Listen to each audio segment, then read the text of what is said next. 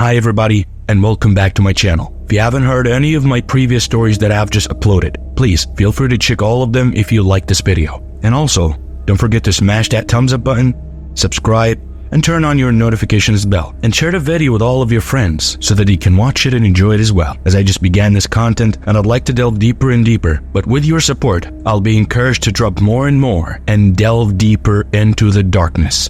1, 2, 3, action. In the heart of the city stood an old Victorian house, converted into a boarding house for students. Its walls were lined with history, and its floors creaked with the weight of the untold stories. Room 13B, in particular, had always been a subject of hushed whispers among the residents. Alex moved into room 13B. He dismissed the rumors as nothing more than urban legends. The room was small, with an antique mirror that hung crookedly on the wall and a window that looked out over the shadow courtyard. His roommate, a reclusive figure named Julian, was rarely seen, often leaving the room as Alex arrived. As the semester progressed, strange occurrences began to unfold. Objects in the room would move inexplicably, and at night, Alex would hear the sound of someone whispering his name. It literally sounded like this: Alex, Alex, Alex. Though he was alone, the air grew thick with a sense of foreboding, and the darkness seemed to press against the windows, eager to get in. One evening, as a storm raged outside, Alex had returned to find the room bathed in an eerie red light emanating from the mirror. Julian's silhouette was reflected in it, but his figure was distorted, his features twisted in a silent scream. When Alex turned around, the room was empty. Julian was not there. The whispers grew louder, a cacophony of voices that seemed to come from the mirror itself. They spoke of a ritual, of a gateway that had been opened long ago, and of a hunger that hadn't been satiated yet. Alex felt a chill run down his spine as he realized that Julian was not just a roommate. He was a guardian of something ancient and malevolent that resided within the mirror. Nights became a terror for Alex. He would wake to find Julian standing over him, his eyes black as the void, speaking in tongues that twisted the air. The mirror's glow would fill the room, and shadowy figures would slip through, their touch like ice. Their whispers, a promise of nightmares to come. Desperate for answers, Alex searched the house's records and found that room 13B had been sealed for decades, only recently reopened for occupancy. Julian's name was nowhere to be found, and the last tenant of the room had vanished without a trace, leaving behind only a journal filled with mad scribblings about the mirror and the entity it contained. And then there comes that night. As the red light grew blindingly bright, Alex confronted Julian, demanding to know the truth. Julian's form flickered, and he revealed his true nature. A wraith bound to the mirror, tasked with feeding its souls to keep the entity within at bay. Alex knew he had to act. He gathered his courage and, using the knowledge from the journal, performed a counter ritual to close the gateway. The house shook as if it was in the grip of an earthquake, the mirror shattering into 1,000 pieces, and the entity's roar of fury echoed through the night. When the dust settled, room 13B was silent. Julian was gone, and the whispers were no more. Alex left the boarding house soon after, but the memory of the room 13B and its ghostly roommate would haunt him forever. So after these harrowing events in room 13B, Alex found himself unable to shake the feeling of being watched. The shattered mirror had been cleared away, but the fragments seemed to have embedded themselves into the very soul of the room, reflecting back a darkness that was deeper than the absence of light. The boarding house had grown quiet, too quiet.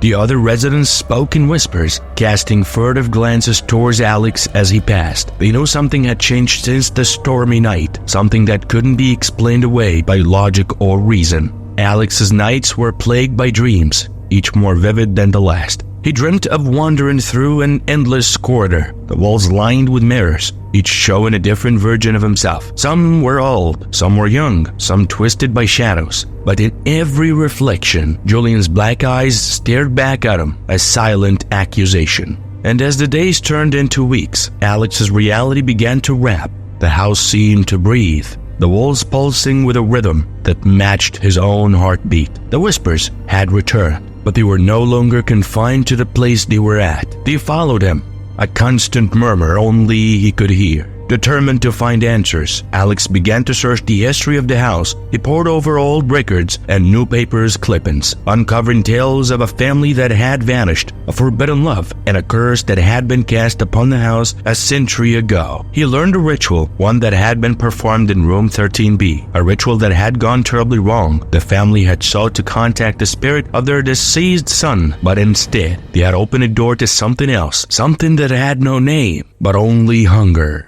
Armed with this knowledge, Alex sought out the older scholar once more. The man listened to Alex's discoveries with a graze expression. "The ritual you performed," he said slowly, "it did not destroy the entity. It merely fractured its prison. The mirror was a conduit, and now it's free. It is literally free." So the scholar explained that the entity was bound to the house, but with the mirror shattered, its influence could spread. Alex would have to perform another ritual, one far from dangerous than the first. It required a piece of the original mirror, a lock of hair from the entity's last host, and a chant that would bind the entity once more. Alex returned to the boarding house with a heavy heart. He knew what he had to do. As midnight approached, he drew a new circle in the center of room 13B, placing the mirror fragment and the lock of hair he had found tucked away in Julian's abandoned belongings. He began to chant, the words echoing through the empty room. The air grew thick, and the temperature dropped, frost creeping over the windows. The whispers turned into screams, and the fragment of mirror glowed with an unholy light. Then silence filled the place, and the light faded, and the room felt normal once more. Then Alex collapsed out of exhaustion that was taking hold of him. Then when he woke up, it was the morning, and the house was filled with the sounds of life once more. But as he looked in the small hand mirror he had used to see behind him during the ritual, he noticed something chilling. His reflection was not his own. It was Julian, smiling back at him with those black, abyssal eyes. So as the days passed, Alex's life had become a series of eerie occurrences since the ritual in room 13B. He couldn't shake off the feeling that Julian's eyes were always on him, watching from every reflective surface. Every time he passed a mirror, he saw Julian's smirk, a silent mockery that seemed to say, "You cannot escape me." Then there were whispers in the walls. The whispers had grown louder, more insistent. They were no longer just murmurs, but clear voices calling out to him. "Alex, join us," that's what they used to say. The voices seemed to come from the walls themselves, seeping through the cracks and crevices of the old boarding house. And then when it came to these vanishing objects around Alex began to disappear and reappear in the most unlikely places. For example, his keys would vanish from his desk only to be found in the freezer. And when it came to his books, they used to be rearranged by themselves on the shelves, creating patterns that looked eerily like the symbols from the ritual. Then also, Alex mentioned a very weird cold touch. He would often feel a cold touch on his shoulder, turning around to find no one there. The temperature in his room fluctuated without reasons, and he could see his breath in the air as if the room was suddenly transported to a winter night. Alex's shadow no longer matched his movements as well. It twisted and contorted into shapes that were not human, as if it had a life of its own. Sometimes it would reach out towards him, only to retreat when he tried to touch it. Sleep became a luxury as well, so at night, Alex would sit up in bed, a circle of salt around him, watching his shadows dance across the room. The small hand mirror lay beside him, Julian's reflection trapped within, a constant reminder of the entity's presence. So the feeling of being watched when it came to Adam intensified. Alex could sense a presence behind him, literally breathing down his neck. But whenever he turned around, there was nothing, just the empty room and the oppressive silence. Reality began to fracture around Alex. Time seemed to warp. Minutes stretched into hours, and hours slipped away in seconds. The house's corridors twisted and turned, leading him in circles. Doors would open to brick walls, and windows revealed views of impossible landscapes. Alex grew desperate for answers. So as he delved deeper into the occult, he scoured ancient texts and forbidden tomes, searching for a way to banish Julian's spirit for good. So this time he decided to draw protective sigils on the walls, floor, and ceiling of his room, turning it into a fortress against the supernatural. And on that fateful night, as the clock struck midnight, the air grew heavy with the scent of ozone, and the whispers ascended into a cacophony. and the room trembled. Alex stood in the center of his sigil, the hand mirror in front of him. He began to chant, louder and louder, as the mirror's surface rippled. Julian's reflection contoured in agony, and the entity behind it roared in fury. A blinding light filled the room, and the mirror shattered, sending shards flying in all directions. When the light faded, Alex was alone. The whispers had stopped, the presence was gone, and his shadow lay still at his feet. He had won, but at what cost? His room was a ruin, and his mind teetered on the brink of madness. As dawn broke, Alex packed his few remaining belongings. He left the boarding house, the broken mirror, and Julian's haunting gaze behind. He walked into the sunrise, a free man, but forever changed. Alex's departure from the boarding house marked a new chapter in his life. He found solace in the anonymity of the bustling city streets, the cacophony of sounds drowning out the silence he had grown to fear. Yet, the echoes of the shattered mirror lingered, a constant reminder of the past he couldn't escape.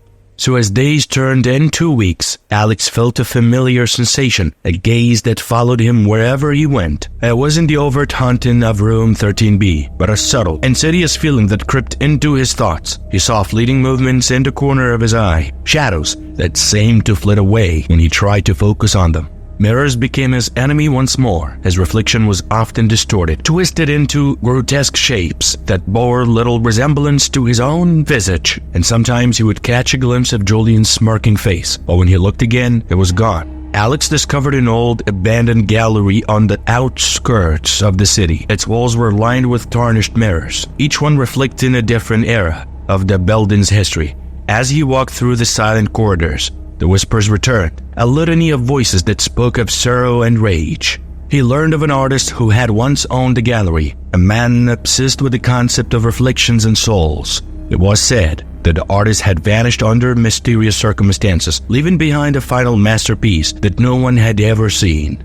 So driven by a need to understand, Alex began to spend his nights in the gallery. He set up his easel and paints, attempting to capture the essence of the mirrors on canvas. But as midnight approached, the air would grow cold and the mirrors would come alive with ethereal light. And one night, as Alex painted, the mirrors began to show not his reflection, but the faces of others, people he had never met, each one trapped in a silent scream. He realized that these were the souls the artist had captured, their essence bound to the glass. And while all of this was happening, a voice broke through the chorus of whispers, clear and desperate. "Help us," it begged. "Free us." Alex recognized the voice. It was Julian's. The entity hadn't been banished but had become part of the gallery's collection of trapped souls. Alex immediately knew what he had to do. He gathered the fragments of the broken mirror from room 13B again, which he had kept as a grim souvenir. Then under the light of the full moon, he arranged the shards around the largest mirror in the gallery and began to chant. The mirrors vibrated with energy, the air crackling with power. One by one, the reflections changed, showing scenes of peace, tranquility. The voices grew quieter, calmer, until they faded away entirely. And with a final burst of light, the mirrors shattered again. The souls within released from their imprisonment. The gallery fell silent, the curse lifted, and in the aftermath, a figure appeared before Alex. It was the artist, his eyes filled with tears of gratitude. "Thank you," he whispered before vanishing into the night.